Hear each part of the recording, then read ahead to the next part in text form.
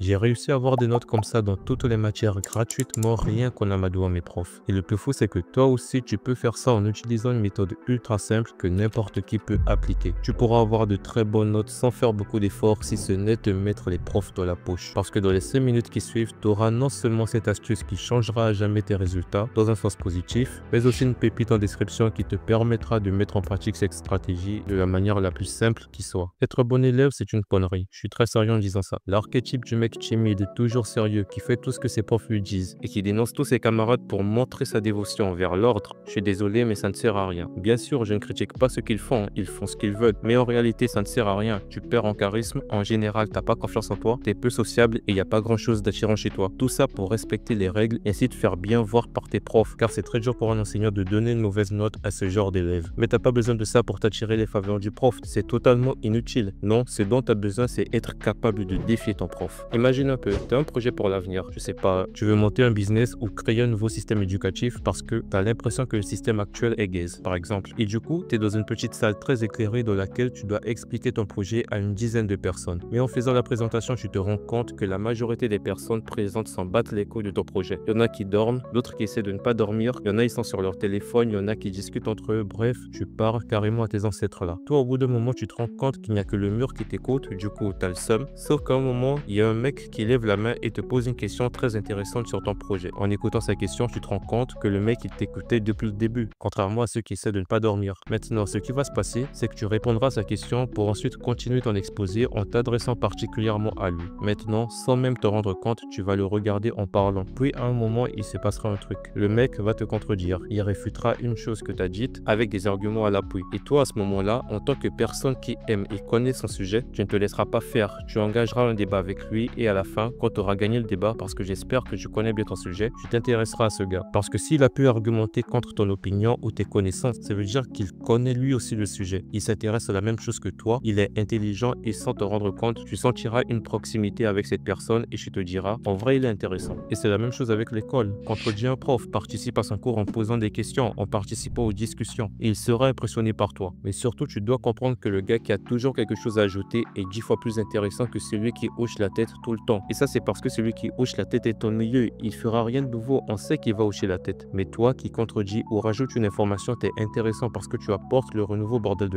Mais quelquefois, tu peux rester calme. T'as pas besoin d'être celui qui rajoute aux gens quelque chose non plus. Mais fais ton possible pour être actif pendant le cours. Après, il y en a qui te traiteront de faillot. Mais bon, ils peuvent aller se faire foutre, cela, c'est pas grave. Mais dans tous les cas, tu dois comprendre que cette première astuce est la base de tout ce que je vais te partager dans cette vidéo. Du coup, tu dois vraiment la prendre au sérieux parce qu'au moment où tu la mets en pratique, sois sûr d'une chose, ta note ne dépendra plus jamais que du travail que tu auras fourni. Pour te noter, ton enseignant se basera sur l'image que tu renvoies. Et pour envoyer une bonne image, tu dois absolument maîtriser le prochain point que nous allons aborder parce qu'il est la différence entre le sentiment positif et le sentiment négatif que ton prof ressent en corrigeant ta copie. Et pour qu'il ressente ce fameux sentiment positif qui l'empêchera toujours de te noter en dessous de la moyenne, tu dois absolument éviter de te mettre dans la merde. Prenons l'exemple d'un certain Axel qui est un bon gars, mais qui arrive toujours à se mettre dans les problèmes à cause de ses potes par exemple. Les bagarres, les rébellions, les disputes, les moqueries envers les profs, le mec il se retrouve toujours dans la merde et ça même quand il n'a rien fait. Mais le truc c'est que si son nom est tout le temps associé à ce genre de choses, et ben le prof se dira qu'Alex est forcément complice et du coup corrigera sa copie comme celle d'une racaille parmi tant d'autres. Du coup, entourez-vous des bonnes personnes, vous n'imaginez pas ce que je serais prêt à payer pour avoir un meilleur entourage et surtout tenez-vous à distance des problèmes. Vous n'en avez absolument pas besoin si tes potes font un truc qu'ils ne devraient pas faire, comme mettre le sein du prof dans les toilettes. Ne participe pas à ça et contente-toi d'admirer le spectacle à distance. Éloignez-vous des problèmes, dites-vous que les problèmes c'est PJJ et qu'il est prêt à vous violoniser à tout moment. Parce que quand tu arrives à combiner intérêt et bonne réputation, le prof se dit forcément que tu vaux quelque chose. Et de manière inconsciente, il corrigera ta copie avec compassion et fera toujours son possible pour que tu aies de bons résultats. Et ça, c'est encore plus garanti lorsque tu lui montres ta supériorité. Le schéma est simple. De la tête d'un enseignant, on n'a pas tous la même valeur. Il y a des élèves qui sont très mauvais, d'autres qui sont moins mauvais, il y en a qui sont moyens, puis il y a les élèves qui sont bons et ceux qui sont excellents. Et quand toi, tu arrives à te positionner ici, le prof est naturellement impressionné, voire obnubilé par toi. Il sait que tu es un cas exceptionnel et cette supériorité se montre à travers nos compétences et nos performances. Je te fais pas un dessin, plus tu es un bon élève avec d'excellents résultats, plus le prof t'accorde son respect et des avantages. Tu peux d'ailleurs cliquer sur le premier lien en description pour avoir la liste pleine de conseils qui feront que tes profs te sucent. Du coup, sois attentif pendant les cours, révise et sois percutant pendant les devoirs pour te garantir des notes incroyables. Mais je sais que ce n'est pas toujours facile. Avoir de bonnes notes n'est pas donné donner à tout le monde. Et même quand on en a très envie, ça peut être extrêmement dur. On stagne et on ne voit pas nos résultats s'améliorer malgré nos efforts. Mais ça, c'est parce que ton cerveau ne tourne pas comme celui des premiers de la classe. Eux, ils ont réussi à mettre en place des fonctionnalités dans leur cerveau qui leur permettent d'avoir des résultats qui ne cessent de s'améliorer. Ils ne vous en parleront jamais parce qu'ils ne s'en rendent pas compte, mais si toi, tu veux connaître ces paramètres et les activer pour te garantir des résultats excellents, tu peux regarder cette vidéo dans laquelle je t'explique absolument tout pour que toi aussi tu deviennes un élève d'exception.